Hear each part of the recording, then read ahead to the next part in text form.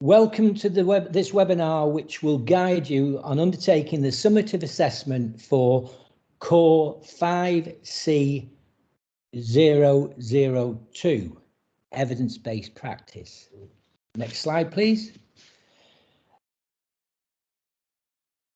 So the first slide will take you over the unit overview. The unit assessment addresses the significance of capturing qualitative and quantitative evidence to inform meaningful insight to influence critical thinking. It focuses on analysing evidence through a critical lens to improve decision making and how measuring the impact of people practice is essential in creating values. Next slide, please. This slide is just a reference to the CIPD insights. The CIPD insights are not part of the assessment, but are added to guide and assist awareness on topic areas that relate to the assessment.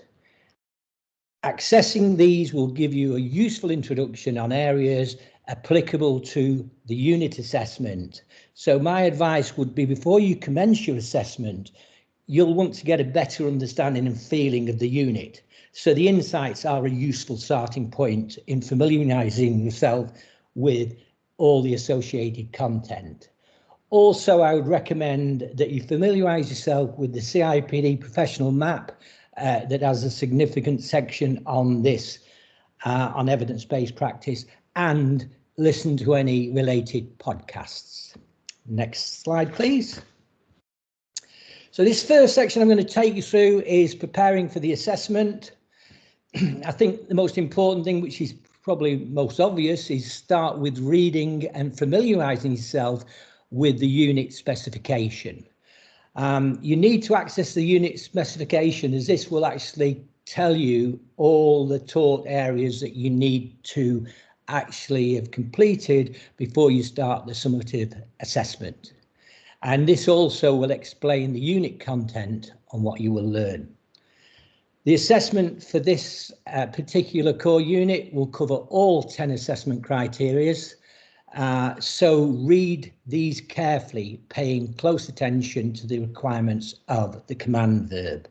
The command verbs that are encapsulated in this assessment are evaluate, explain, assess, appraise, interpret, present, and recommend. I will sort of like make comments to these as we go through when I'm giving the detail on the assessment criteria. So just to reiterate here, my advice is that you read the assessment a few times. Read it, make signposts or highlight key things that you need to look at, and then leave it, come back and read it again. So the more times you read it, the more understanding you will get, and also you'll eliminate any omissions that might happen with a fast read. If you still need further clarity, I would suggest you go back to your tutor or facilitator and they will give you some guidance on this. Next slide, please. So continuing preparing for the assessment, again, as I've explained, it's useful to familiarise yourself with the unit specification, as this will explain in greater detail the unit content. Underneath each of the assessment criteria is what is referred to as the indicative content. The indicative content really details the essential learning content for each of the AC requirements. So this is a good point to be guided by. And I think it's worth noting at this point, the indicative content is subject-specific content that you need to actually cover. You won't cover it all, but it will give you a clear guidelines. Yeah, you don't necessarily have to capture it all. It's a guide, not an absolute. So useful at this point is also familiarise yourself with the unit guides. These are also a useful source before commencing assessment. And I just want to finish with a little bit of content in terms of the differentiation between achieving the AC and achieving a higher mark for the AC or grading for the AC. So sufficient coverage of each AC will no doubt give you a pass grade. To achieve a higher pass, you'll need to demonstrate more breadth and depth and criticality. I'll explain that as we go through. Here, when the ACs require a higher depth of learning, then you need to substantiate with relevant sources to illustrate your point or argue your point. Next slide, please. So resources. This slide is guiding you on the appropriate resources that you need to do. And I think the most important thing, this is like anything, that the preparation you do here will decide the quality of work you put into the assessment. So before starting the assessment, it's really important that you develop the depth of knowledge and understanding on the subject matter or topics that you're going to be assessed against. Start with the learning resources section, which is in the unit specification, as this will point you to key books, key authors, journals, online resources and websites that relate to the topic being researched. Useful resources here include CIPD Insights, as already mentioned, CIPD surveys, fact sheets and podcasts, as well as key authors writing and researching the subject matter. It's useful if you come outside some of the CIPD literature, because this will give you a more broader sense of what is being researched in the areas that you're talking about. Use the key indicative textbooks, as this will give you coverage of the areas you're looking for. And just a caveat here, be mindful when using web-based content to ensure it comes from a trusted source. So just to actually summarise on this section, before commencing, you'll need to carry out effective reading and research around the subject matter. Here I mean reading for learning, so you need to consider the full meaning and implications of the materials and their content. Allow yourself some soak time on this. Again, read it, digest it, go away, come back, so you fully comprehend what's being talked about. So the key points here as a checklist is the content you're reading relevant? If it starts to drift, then no, it's not. So stick to the point.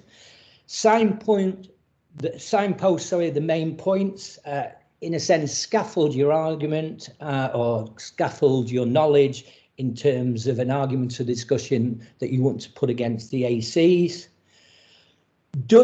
Ask yourself, does it support the AC in full, or will you need to go somewhere else to get further reading and understanding?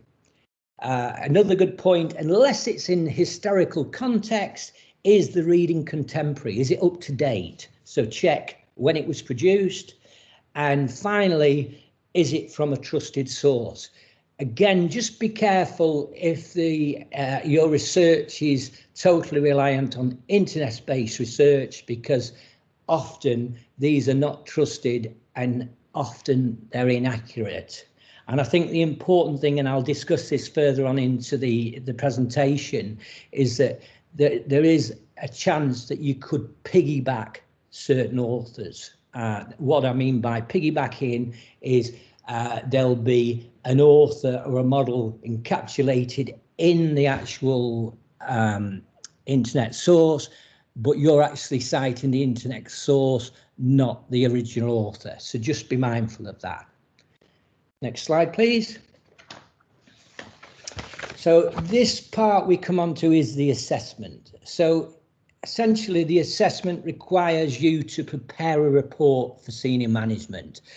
What is important here is, one, that the report is presented in context. Really what is important is you can split it up into subsections. There's no hard and fast rule of how you do that.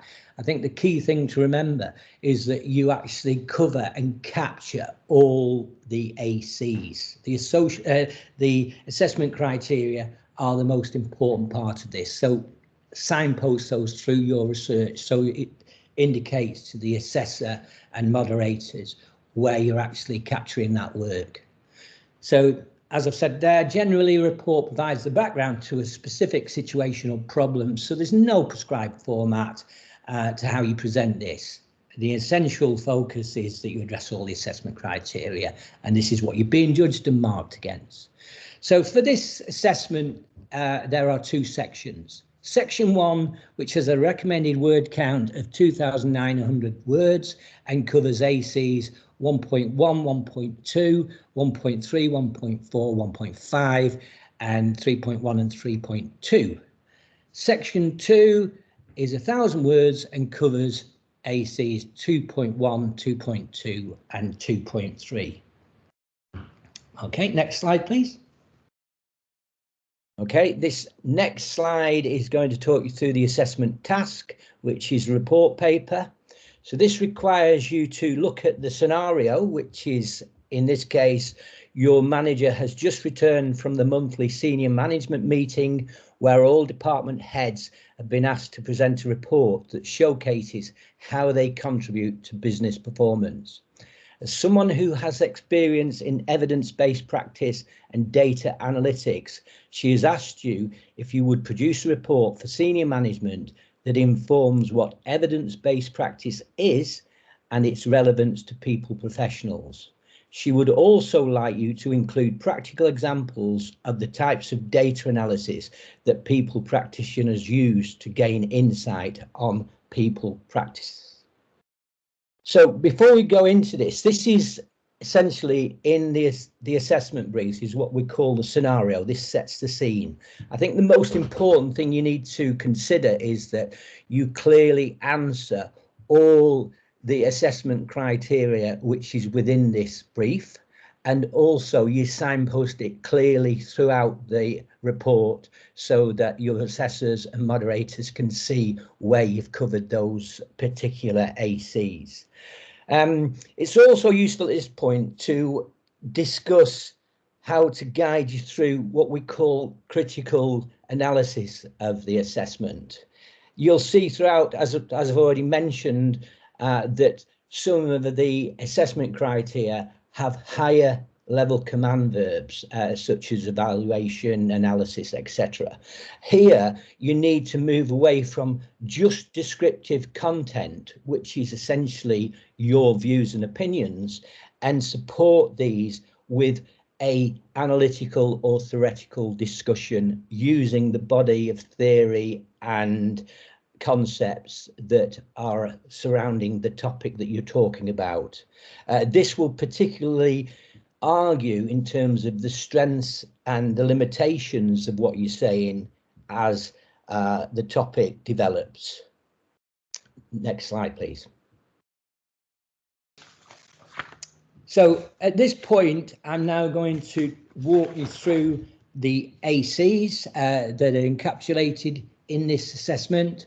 So the first AC we're covering is AC 1.1, which requires you to evaluate the concept of evidence-based practice and assess how approaches to evidence-based practice can be used to provide insight that supports sound decision-making across a range of people practices and organisational issues.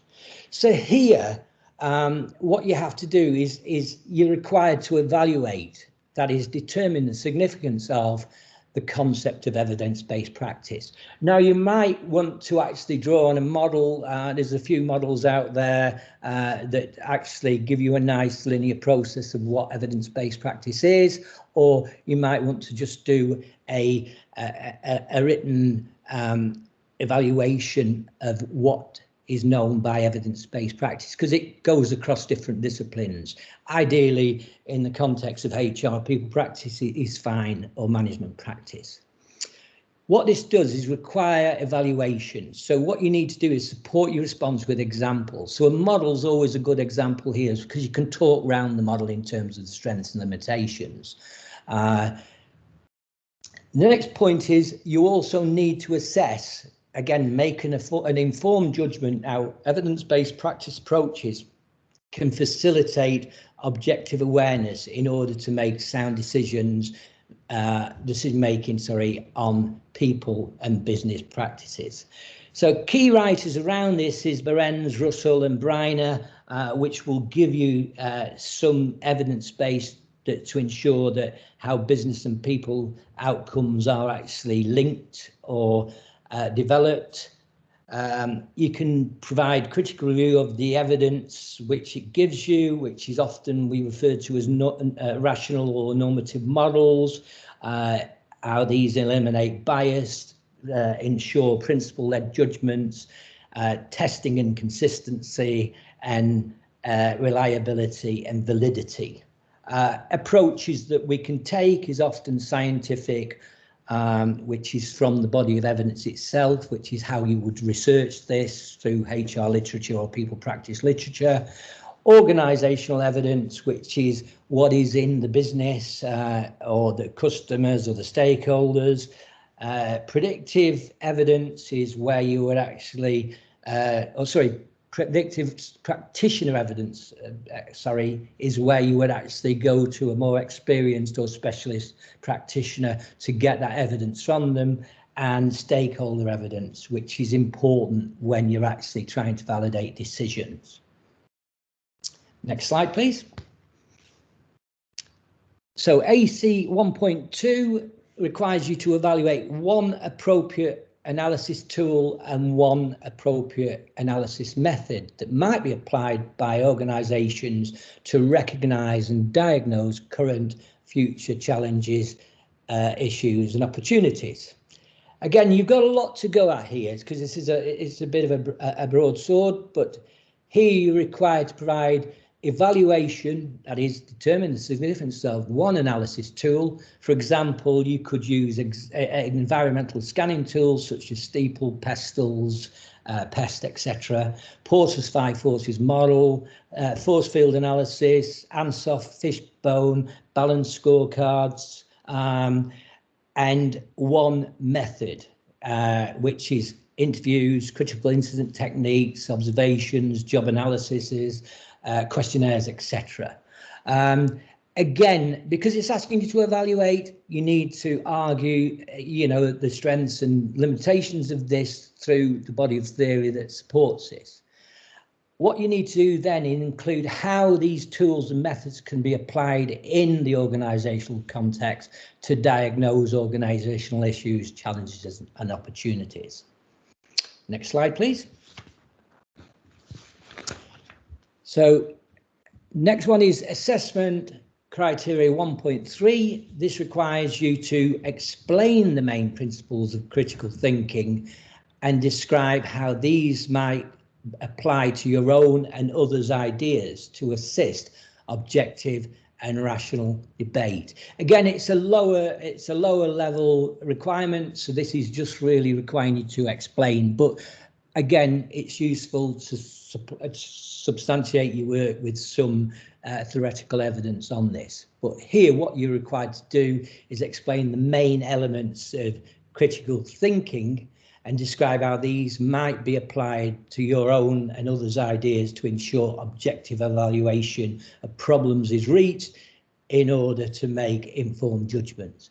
Essentially, critical thinking is really where we go outside the normal process where we are governed by beliefs, our own intellectual processes, perceptual blocks, any emotions that get in the way, and cultural scripts. What we're trying to do is really argue that we're actually governed by personal biases, and therefore critical thinking allows you to actually get that big picture thinking in terms of separating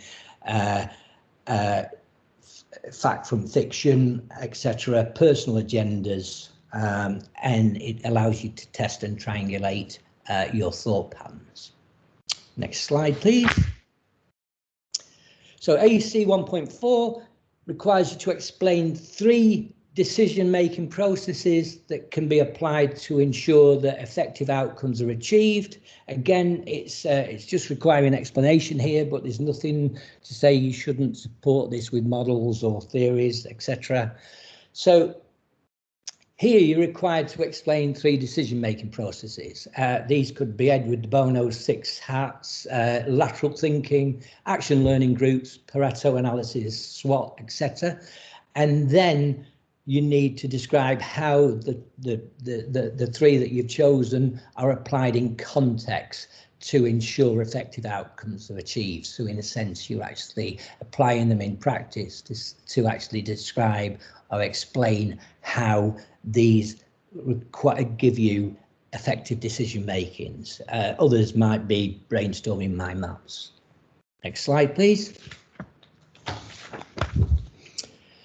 So the next one is AC 1.5. This requires you to assess 3 different ethical perspectives and explain how understanding of these can use to inform and influence moral decision making.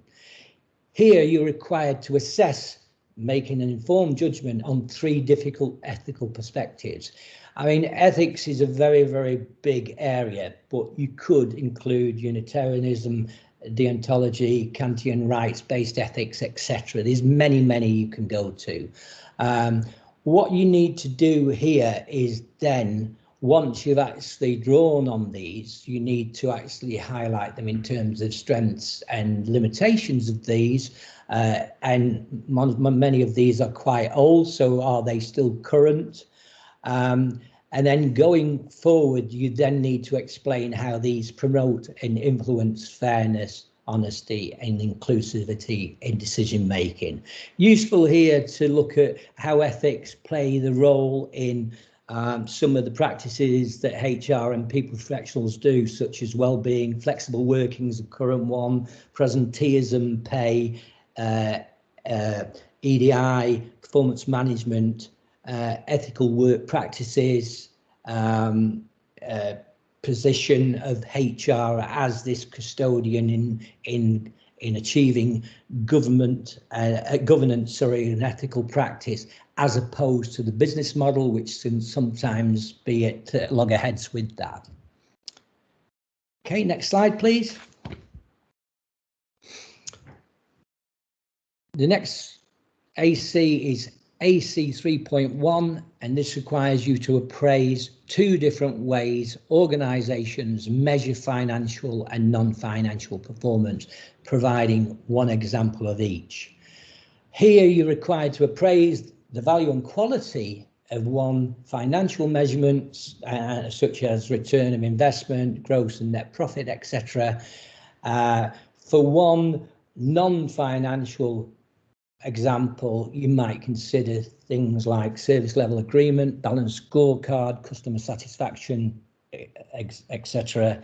Both examples require practical examples. So in a sense, how they're applied in practice, and in a sense, what are the limitations such as sample size, credibility of the responses could come into play at this stage. Okay, next slide, please. So AC 3.2, explain how people practices add value in an organisation and identify 2 methods that might be used to measure the impact of people practices. Here you're required to explain how people or HR practices create value for an organisation. Here, in explaining value creation, you might cite careful selection and hiring of employees, to maintain talent, careful designed induction and socialization processes to align people with the vision and values of the organization, ensuring visible processes are in place to ensure decision making and job autonomy are fully maintained, facilitating employee voice, information sharing and communications, developing employee and rewarding performance to maintain engagement. Again, the responses need to highlight the impact of your choices that you make, such as are they short-term, long-term, positive, negative.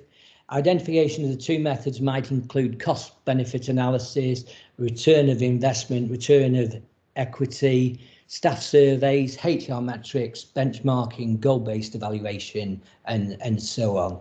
You know, in terms of how company profit links with investor return, just to name a few, but there's many, many more in this area. Okay, next slide, please. So section 2, for section 2, you're required to provide both quantitative and qualitative analysis review of the 2 data sets that are embedded in the assignment. For the first part, you need to review equality, diversity, inclusion and salary data as presented in table 1, and provide quantitative analysis of it to show A, the percentage of each gender type, B, ethnicity as a percentage per team, C, disability percentage as an organisational whole and by teams, D, salary difference across the genders, and E, overall average salary paid by the organisation.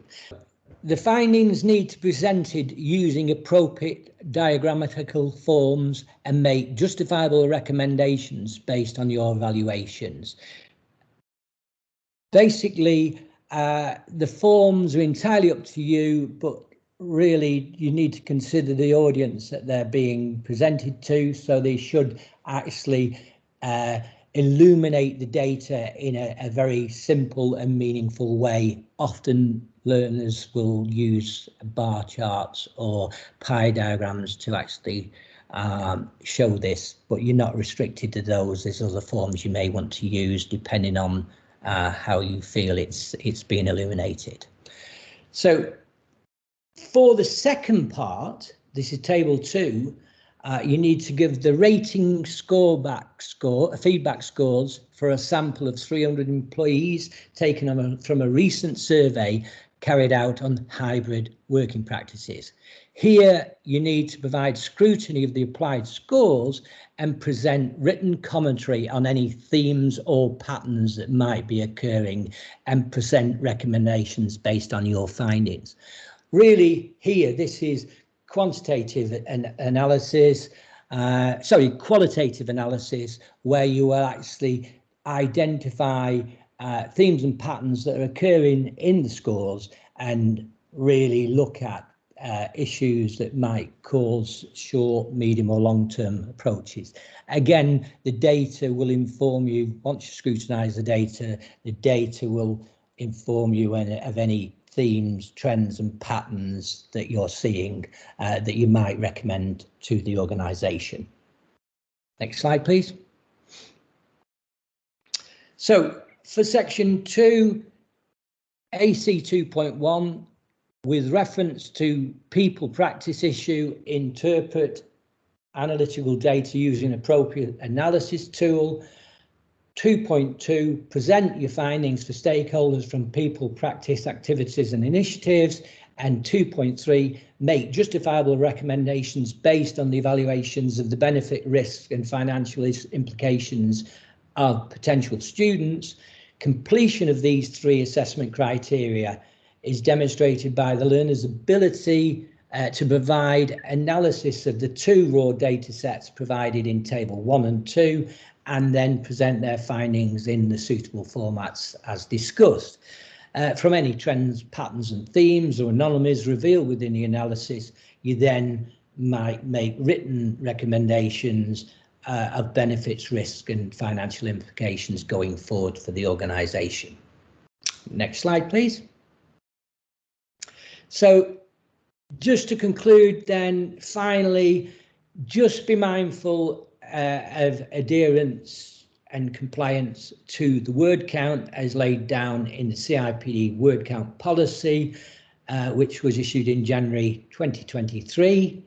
And important at level 5 is you will be drawing on reference and citing theorists, models and academic literature and case study examples in your assessment. Be sure that you cite these within the work and also acknowledge them in a bibliography and reference section at the end of the work. Next slide, please. Okay. Okay, I wish you luck in doing this assessment. I hope you enjoy and get a lot from it, and I'd like to thank you for listening.